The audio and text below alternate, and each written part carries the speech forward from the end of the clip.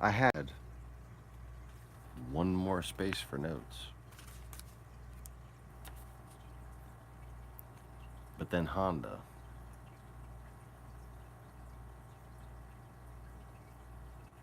Love Honda.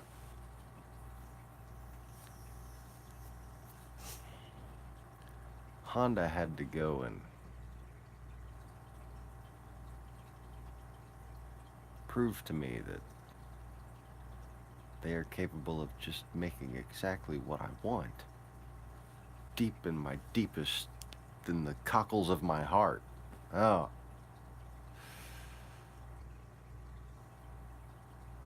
And once I saw this video Honda posted, I was no longer able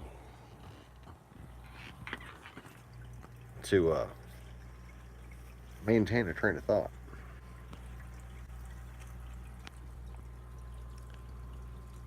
Introducing the all new Passport. Oh, oh, oh, the Passport. There's a very under-discussed experience with Honda lovers, and that is when one looks at the old Honda Passport and thinks, damn, that's nice. And then they find out what a horrible, horrible car it is. Truck, whatever.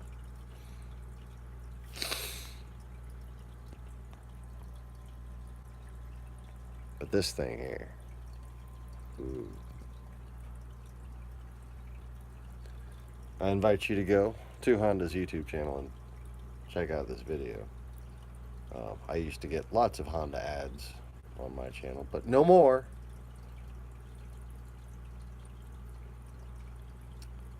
But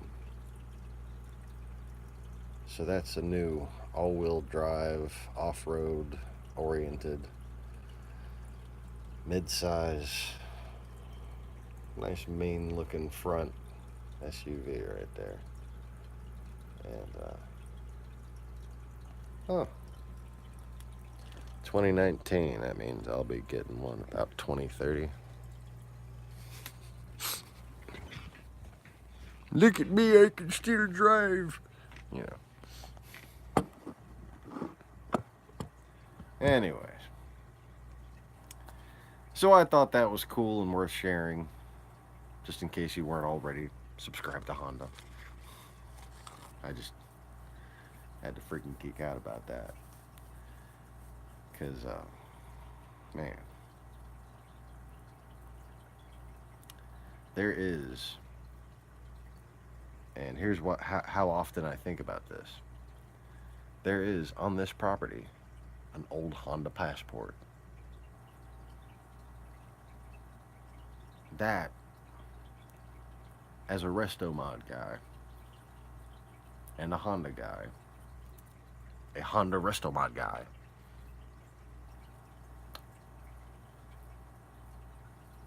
is excruciating.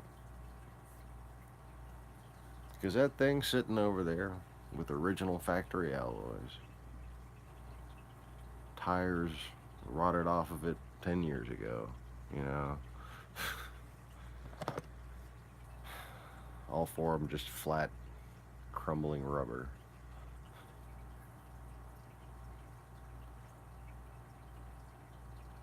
Most of it is not rust. I mean, there's hardly any rust on it. It's been under a tree. Got a lot of interesting shit caked up on it. But it's not like crumbling rust panels or anything. Silver.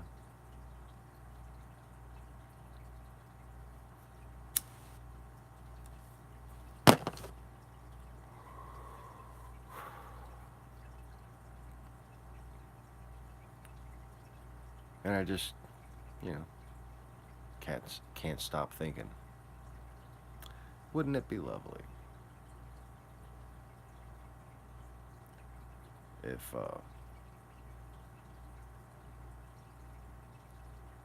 I could take that thing and put, say, a Ridgeline drivetrain on it or something like that.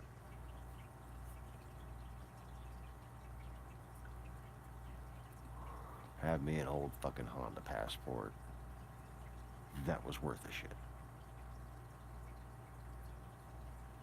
But anyways.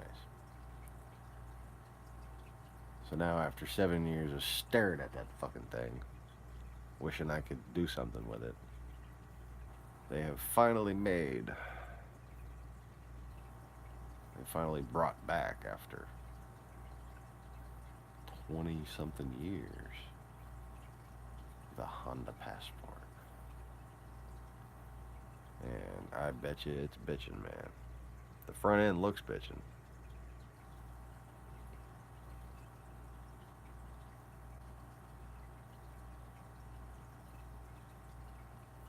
It looks like they even gave it the kind of hood slant that I like. With it being up on the sides and a little dipped in the middle. Kind of like the new Accord when it came out. I can't tell if that's concave or convex. Kind of looks like it might be some little ridges. Neither. Just some little ridges for effect and airflow.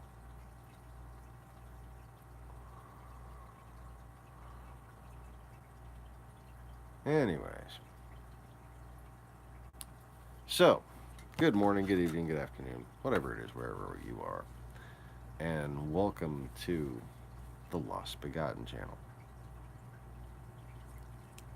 Formerly known as, and future to be known as, I'm sure, once again, probably, maybe, I don't know about that. Probably jumped the gun on saying I'm sure. But formerly known as just the Sean Morris channel.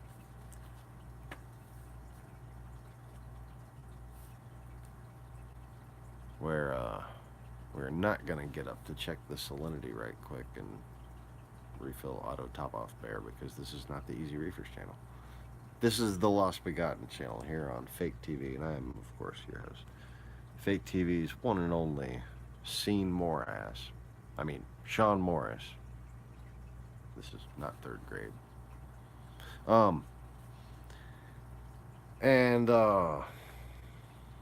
Today I want to talk about logic.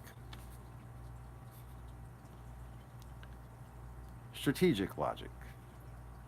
Business logic. Basic fucking logic.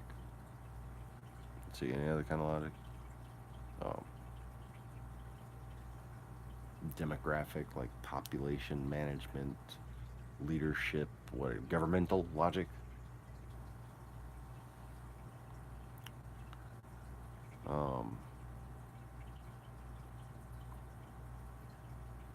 I want to talk about corporate shifts and what we must, not what we can learn from them, but what we must learn from them. Yeah. And sorry about the do-rag. It's a little chilly in here, and I'm a little balding, and yeah, these two things do not mix very well. But anyways, so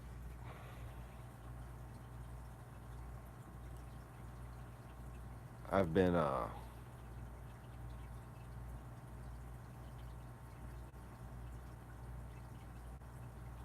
inventing a lot lately.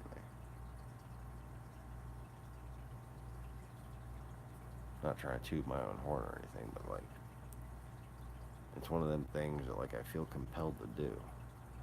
Like I can't really look at anything and just not want to improve upon it somehow.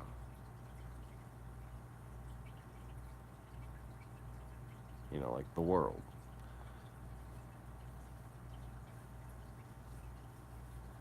And we've got all these factories that close down here and there. And they're just,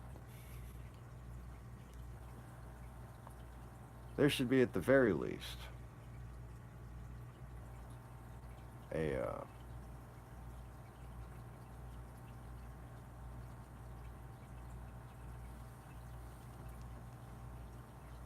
factory workers union consultant firm, basically.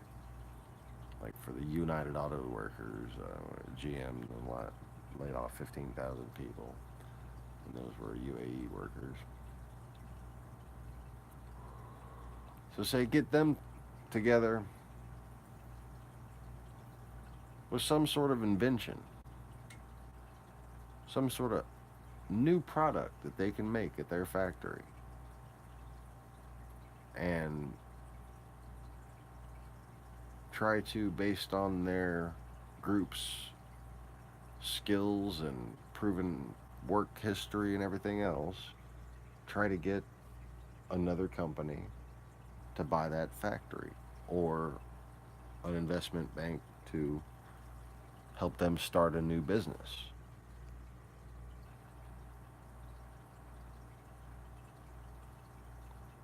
But that's something I'd like to do with my inventions. Keep people from losing their jobs when their corporate overlords no longer have use for them, you know?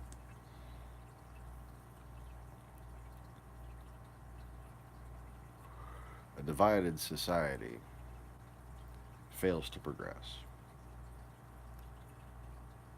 And if you look back,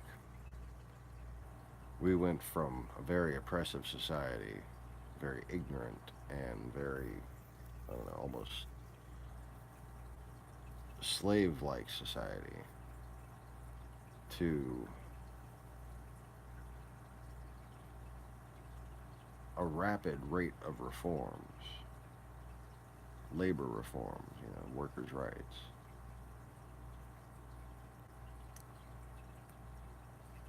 And then, well, coincidentally, as the Soviet Union began its active measures campaign, this country slowed down its progress. It slowed down its ability to organize on the actual issues, and started organizing more on divisive issues.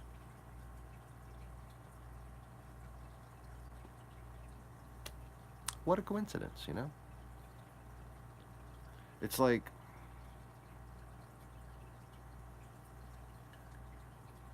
when the French, excuse me, let me just speak hypothetically.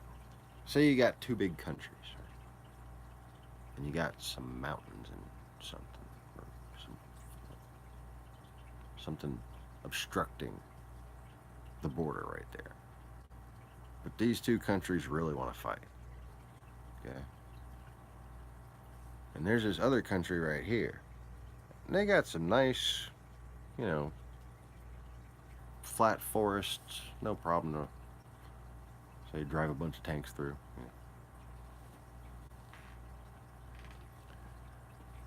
And this country over here is complaining because this country has a big army and is amassing it and threatening them. And they're sitting there saying to everybody else who they want to help them, help, help. They're just going to invade this country. And when they do, then they're going to invade my country.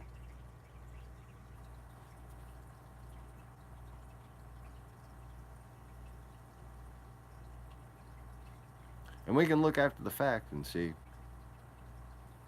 once that country invaded this country, yep, sure as hell, they invaded that country.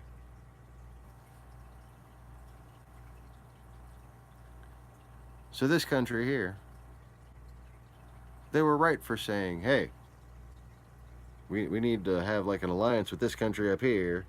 We need to help them secure themselves. We need to reinforce them. Help me, I'm gonna need reinforcements. Hello, these mountains aren't gonna protect me because they're just gonna invade that country. And surely after the fact, once that country's been invaded and that country's been invaded, we can see, well, yeah, that country being invaded was a clear sign that that country was about to be invaded, right?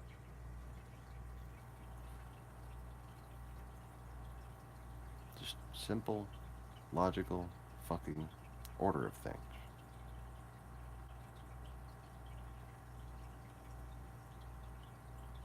Well,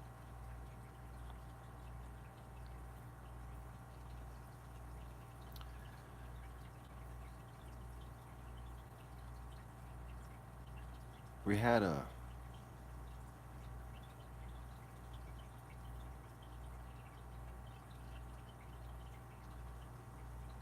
big series of events that I've discussed regarding the collapse of the Berlin Wall. Um, the including not only just the deployment of 30 years worth of preparation on the part of the Soviet Union, but you know, when you're a commander and you wait till you see their whites in their eyes and you say hold and then charge, right? There's that point in warfare where the you know the actions of the defenders determine the actions of the invaders and vice versa. There's response and counter response. Well, at the point where we started fighting back when it comes to active measures, that's when the big planned deployment had to happen. Let's get this shit in place before they start catching on to the rest of it. Because the only way you can keep them from catching on is what? To get all your bullshitters in place. So the Berlin Wall fell.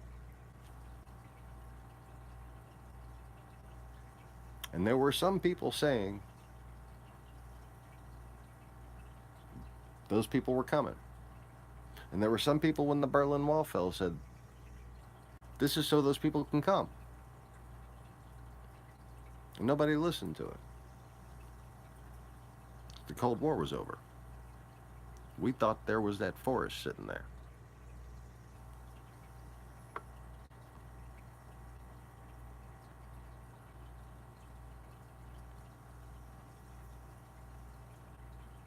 We thought the Cold War was over. We didn't remember, oh yeah, Belgium. Hitler.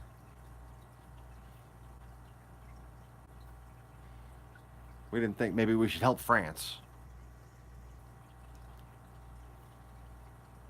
There's some mountains. There's some turrets with fucking bunkers underneath them. No problem. The Cold War is over. We won by putting ourselves into the biggest fucking pile of debt the world has ever seen. We won.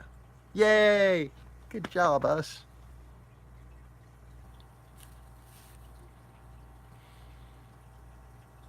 And of course, we talked about how Putin's rise to power and the former Soviet Union's continued expansion into support of Islamic jihadist groups and Islamic extremists and just general terrorist and deplorable fucks all over the world.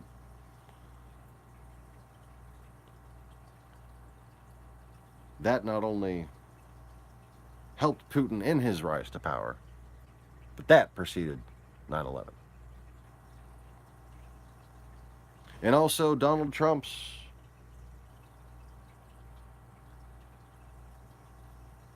rise to credit. He had some problems. He made some mistakes. And American banks wouldn't touch him with a 10-foot pole. But Russia had something in mind.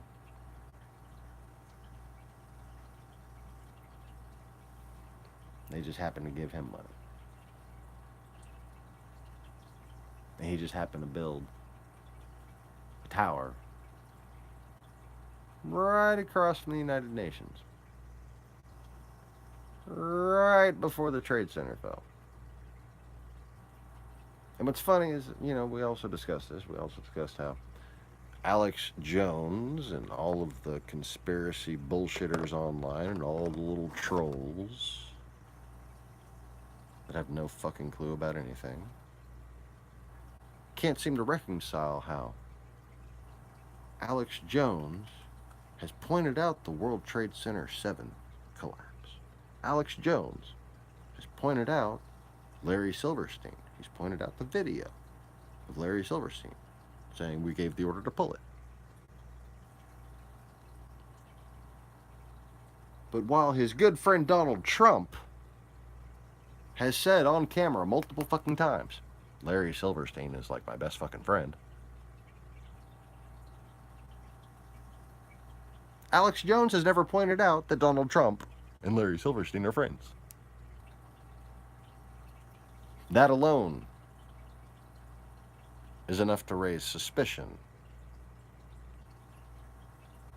And if you disagree, you're a cow.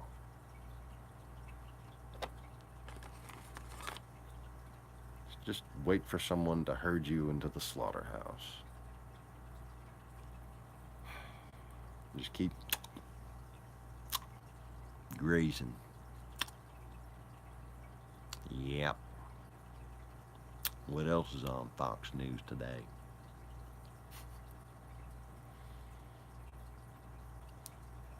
We talked about all that.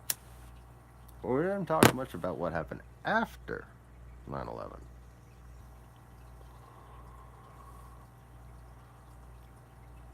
What was happening right after 9/11? Were there any corporate shifts, money movements that had macro sociological impacts on this country? Well, I can think of a pretty fucking big one. You see, the stereotypical Russian communist agent. Okay. Not the neo-Nazi from Argentina. No. We somehow didn't connect communism and Russian with Russian and communism and Russians and Russians. No, because we were fucking too busy hating black people.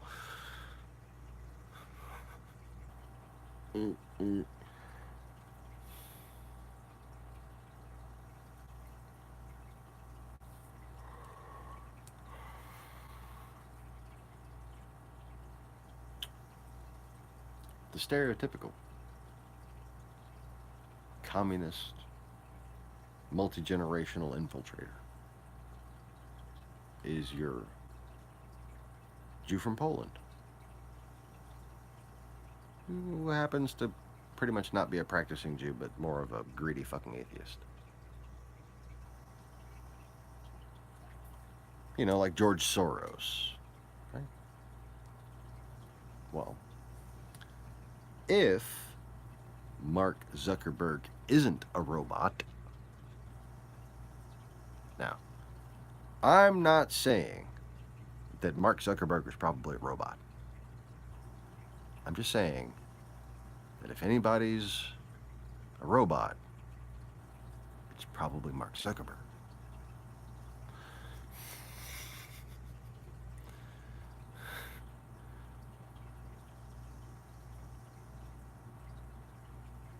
But if he's not a robot,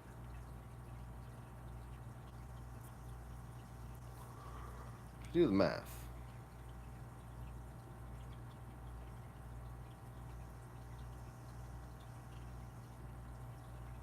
His grandparents were deployed at the onset. His parents were deployed right at the peak of the plan. And he just happens to be, if I'm not mistaken, Polish atheist Jew from Canada.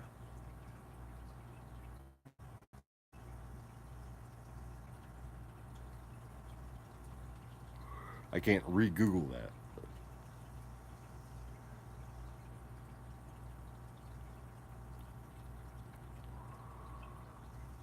But there's a lot of Polish atheist Jews from fucking Canada and all over the place. Who are perfectly nice fucking people. A lot of them are really fucking funny. And I appreciate that. Most of them even mean well. Genuinely mean well. And that's why it said you judge them by their works. You see, when somebody like that, right after 9/11, okay, logic, okay, argue this, argue with me, debate this. Right after 9/11,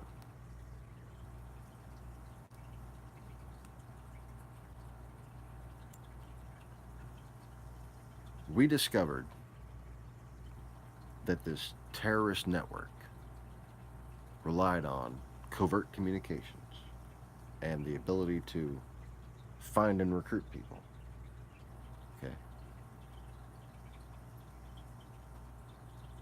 And what does Facebook want to do again? What does Mark Zuckerberg... In 2002, Zuckerberg started to do what? Connect people. I just want to connect people. I just want to bring the world together. And what was the direct effect? What happened when those fucking tanks went through that fucking country?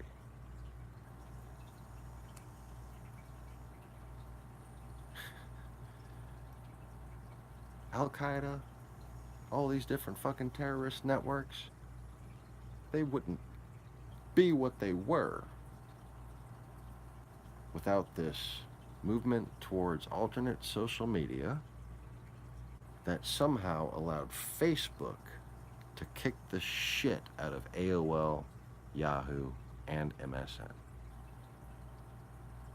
And, well,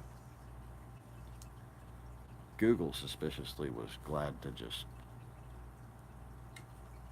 compete in other ways that helped them, but not compete directly with them.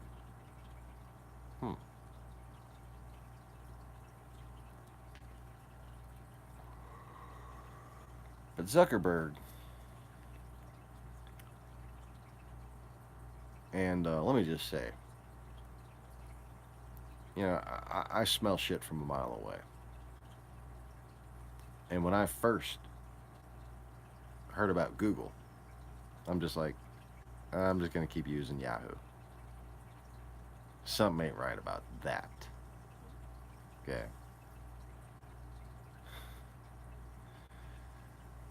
But they were all too happy to not only not compete with Facebook while helping enhance them infrastructurally, okay, Facebook and YouTube and Google proper assisted in the spread of terrorist recruiting propaganda.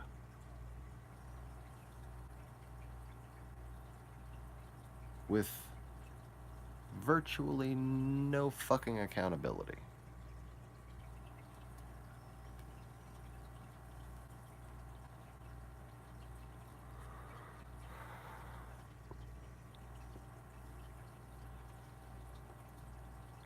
So is he a robot?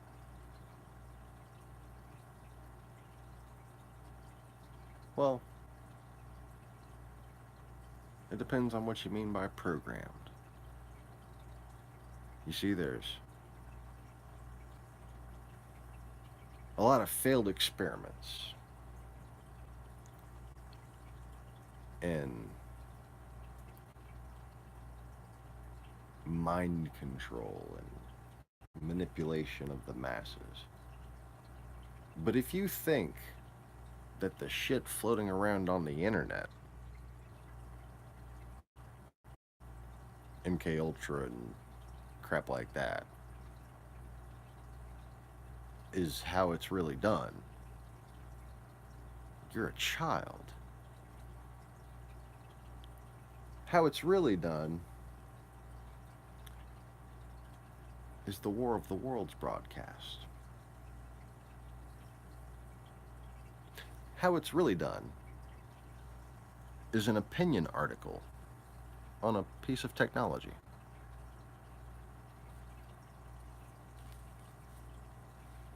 How It's Really Done is investing in the competitors of your enemy.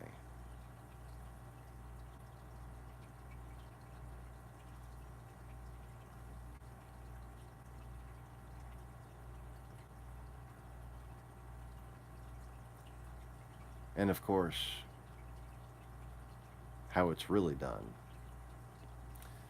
is by finding a reporter here and there at this little small newspaper in this country that, like, the Western journalists like because of his sob story and how hard he struggled to be who he is. Have some random fucker make friends with him and feed him information. Next thing you know, you get that information all over the damn world. You didn't need to kidnap anybody and electrocute them and hold their eyelids open and give them LSD or anything like that. You just had one guy go bullshit somebody at a coffee shop. And instead of brainwashing a couple people that you kidnapped, you just brainwashed 250 million people.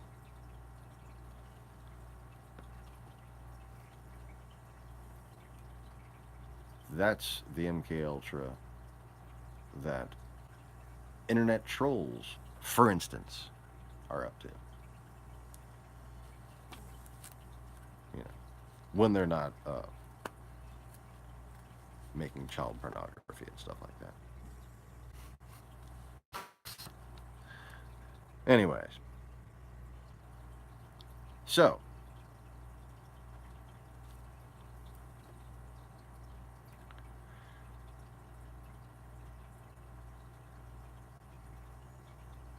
the corporate pattern is pretty clear. It's pretty queer too. It's pretty clear. Regarding Trump, regarding social media, and regarding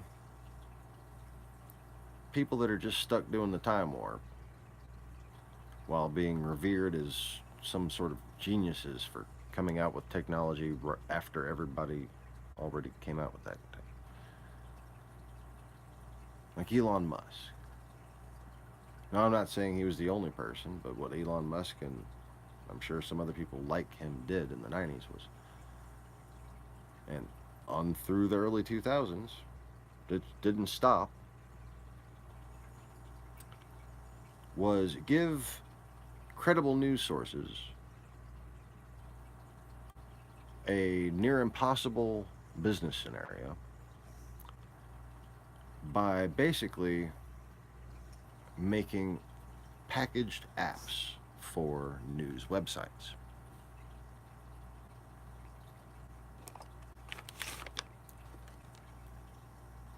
Now,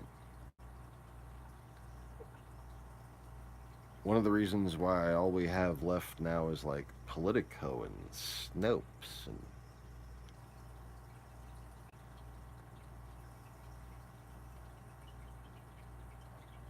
is because of the targeting of these random fucking news sites.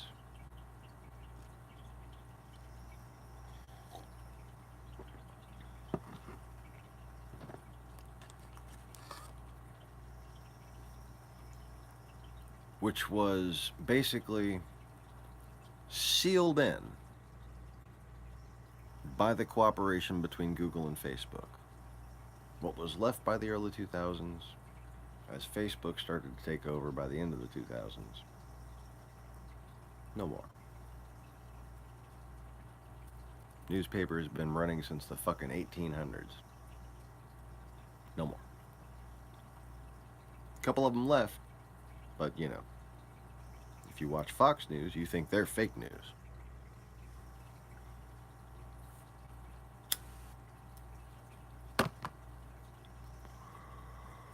Now,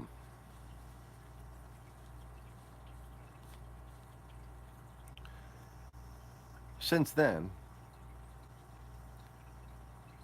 there's been, you know, a lot more obvious things going on, and Mueller is investigating those things, and reporters are investigating those things. But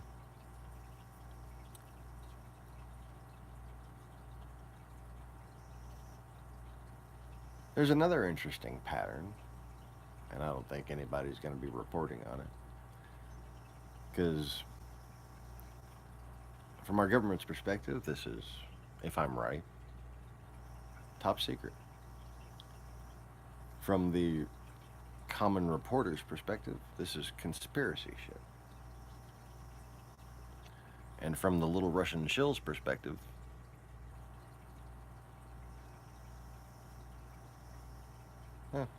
this just doesn't help them.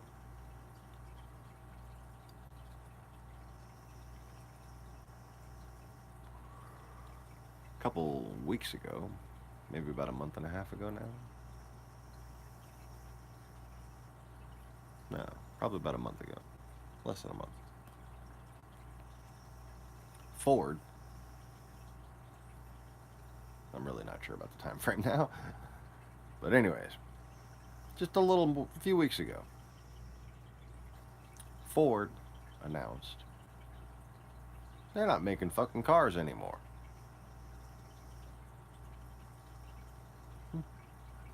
Okay. So I made a note of that, because that opens up a possibility that would be, even in a non-suspicious scenario, a 6% likelihood that a country was gearing up to war. I mean, real war.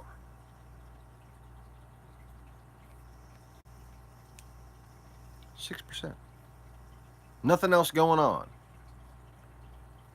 Major automotive company stops making cars. We're only going to make trucks. Hey now. What you really refitting for? So I just made a note of that.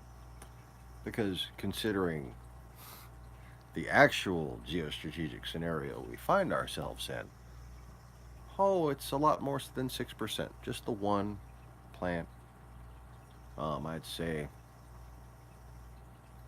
bumps it up to 13%. Maybe 12 and change.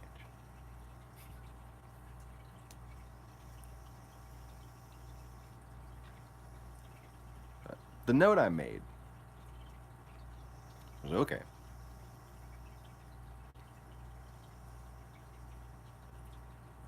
I'm not expecting General Motors to say, we are also not going to make cars anymore.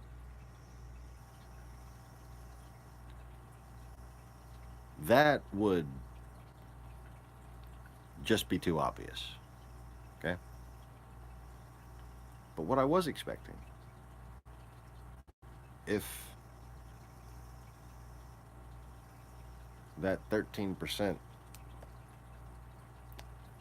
was to turn into, say, 23%,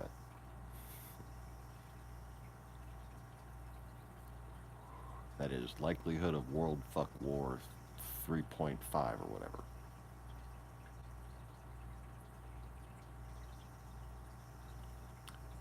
It would be if GM changed their full-size sedan lineup. Just nixed all the big cars. Kept making little cars. Introduced a lot of different little cars to make it look like, hey, we're still making a lot of cars.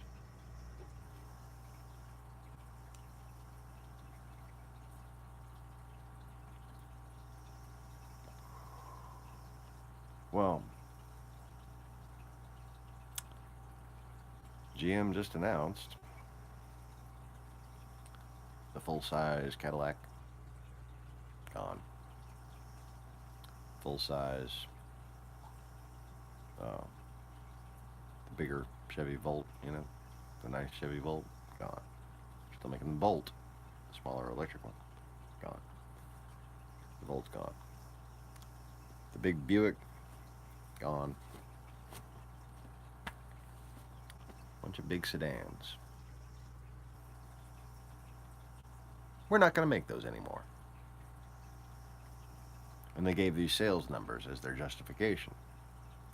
But those fucking big sedans don't sell that well ever anyways. Doesn't mean you stop fucking making a big sedan. Okay?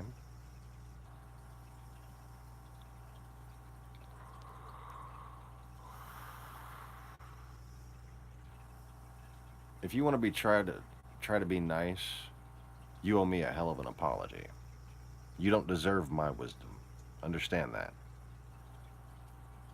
But I accept apologies.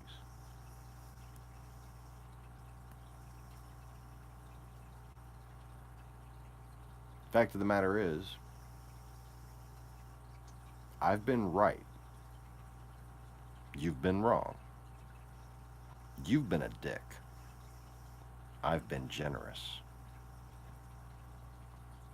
So, if the troll that's talking right now, and it's our never-ending troll, would like me to actually read what he's saying with some seriousness,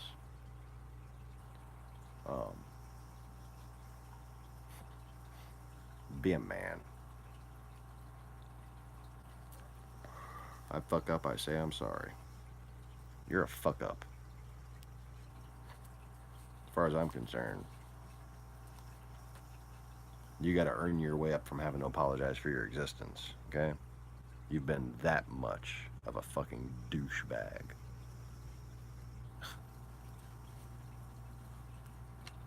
You know, just bear in mind, you know, I'm not some fucking actor, I'm not some fucking shill. I harpooned a fucking pickup truck with my cane today, okay?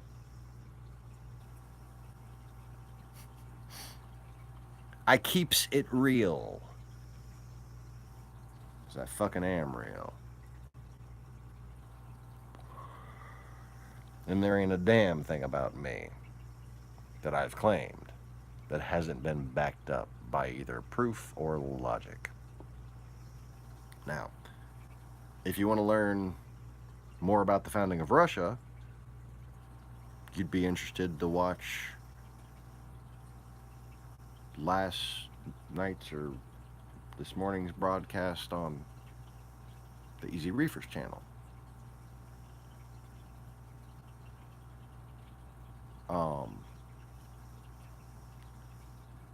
Now, I will comment on one word, Tartaria. This is something reminiscent of like a cult of Hades that was its own little business empire. Okay. It was a Scythian enterprise. You know, kind of like the way the Russians have multiple mafias and mercenary groups and shit today. And there are multiple ports, multiple cities, multiple areas, and they're just called Tartar or Tartarius or something like that. But what this represents is and this is where it gets historically confusing, is the ethnic parity with the group, the Tatars, right? Because that's a pretty broad-spanning Turkic tribe that has done a whole lot of invading themselves. Well, you got to understand, the Tatars, the original Tatars, the reason why there's Tatars everywhere, okay, the Tatars come from Asia, North China, basically, Northwest China. Um, and they're an ancient Semitic tribe. Okay, that's like their ancestors are like Noah's cousins. I mean, not Noah's cousins, but like Abraham's cousins and shit, right? Okay. They were one of the first people that I think Genghis Khan's son enslaved. And they had been subjugated previously and taken from repeatedly by previous groups of hordes. But it's recorded history that the Mongolian Empire absorbed the initial Tatar enclave. So, yeah.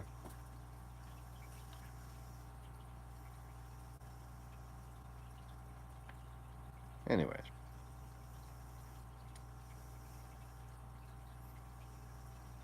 So, some interesting things on timing.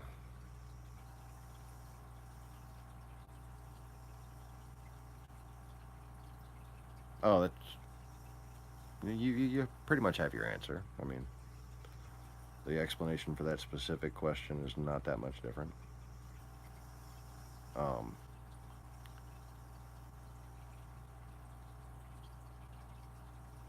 Sort of like the Kurds being of Lombardy descent.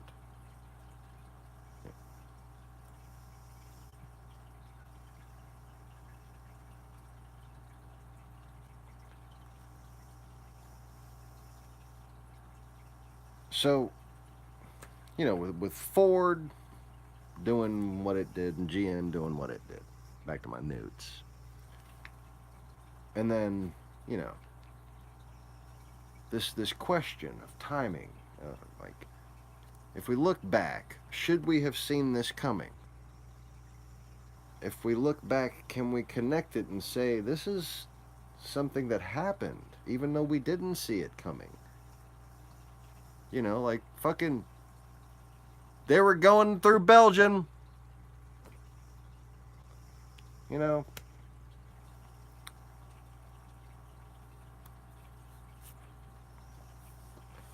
They were consolidating a fucking social media empire that was putting legacy software and news and even advertising firms out of business. Not to mention your local public library.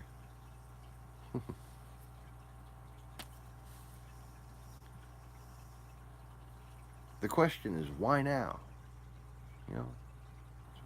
Like, what? Hey Zuckerberg, why now? Like when there's like these it's kind of everywhere. You want to connect people? I want to connect the world.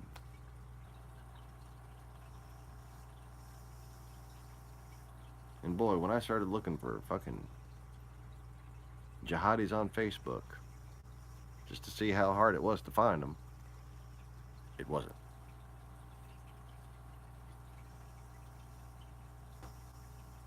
The number of jihadis trolling for Trump, well, that was more than suspicious. The number of jihadis trolling for Trump was,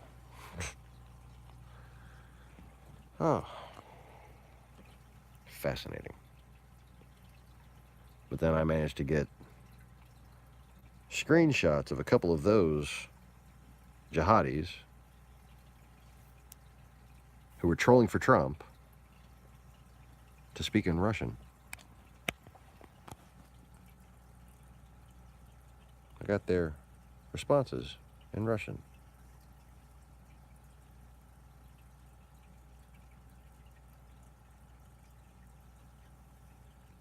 Yeah, you know what I've been trying to tell you for years?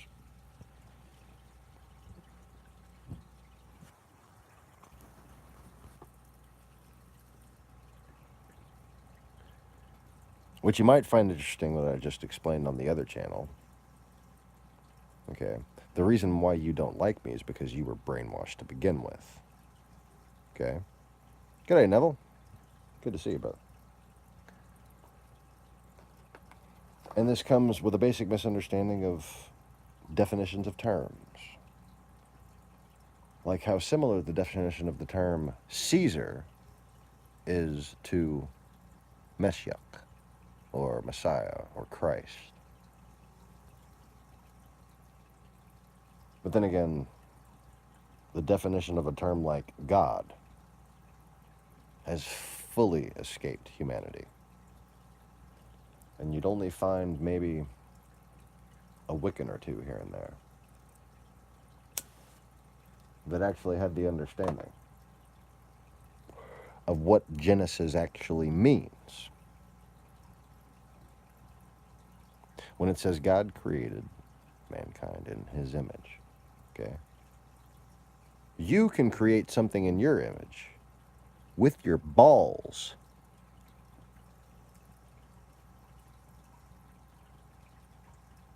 So if you use logic,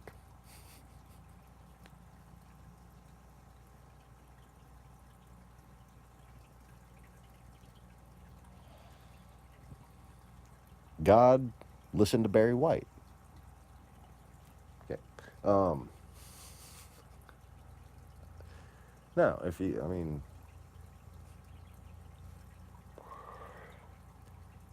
it doesn't just mean that God manifested with purpose as nothing more than human. It means that humans have a greater potential and are essentially God's children in every sense of the word. Which means if God manifests as a human, then humans can unmanifest or ascend to be God's children. And if you want to be very Wiccan or very earthy and naturalistic about it, which, you know, I've dated a lot of Wiccans, so I know how to do that.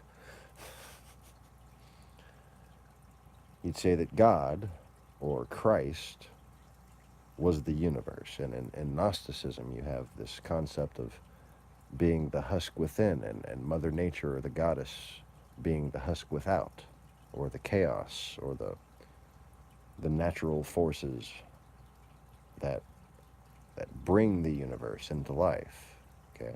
But God being the manifestation of the universe itself means that the potential of human beings being created in his image as a human manifestation makes you little baby universes. And it is from that metaphysical law that you have the legends of the old tribes of man, which all of them say that the stars are the halls of your ancestors. So whether you think the earth is round or flat, the stars are the same fucking thing. If you travel there in your dreams on the astral plane, if you travel there when you die and are reborn there in some fashion, or if you go there on a spaceship, if that's possible, what you will find there are the same souls that were here. In those places, whether it be some magical empire of Odin and Thor and Loki and fucking shit like that, or some Star Trek-like evolution of a sentient species, paper or plastic. It could be both. That is going to be their Adam, their Eve, okay, would be, according to metaphysical law, the first of a generation of mankind that had ascended. And those people there would be their children. And when they died, they wouldn't have some magical throne that suddenly started floating over their planet, and they became Lord of the Planet. And they would sit there and river dance, and I am Lord of the Planet. No. They would just be reincarnated, and they would be the most influential being on that planet. And in times of strife, and in times of learning, and in times of need, they would be reborn again and again on that planet. And sometimes they would be reborn here again, and sometimes they might go visit some fucking friends for a lifetime. Sometimes they might do it between lifetimes and visit friends in their ascended states. This can be done whether or not people are currently incarnated, because your greater self exists without time. So it's not like you're going to get the busy signal, you know what I'm saying?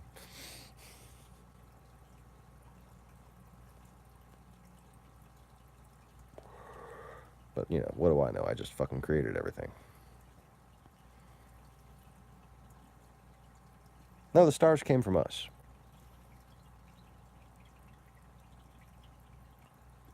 But both. Your best option, you know, and even though you still haven't apologized, I will give this gift to you. Your best option for debating anything existential is taking a step back from the need to choose and understand how things might work both ways.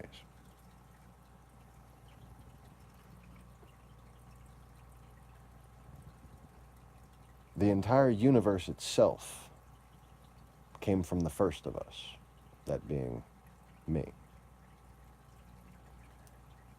Every star that is out there is the manifestation of a consciousness that became a creative force in nature. That is when someone who has become God's child becomes truly both God and Goddess's child. You did say you were sorry? Okay, I didn't see it. But, you know, a second apology was probably warranted. Carlos, ¿qué pasó?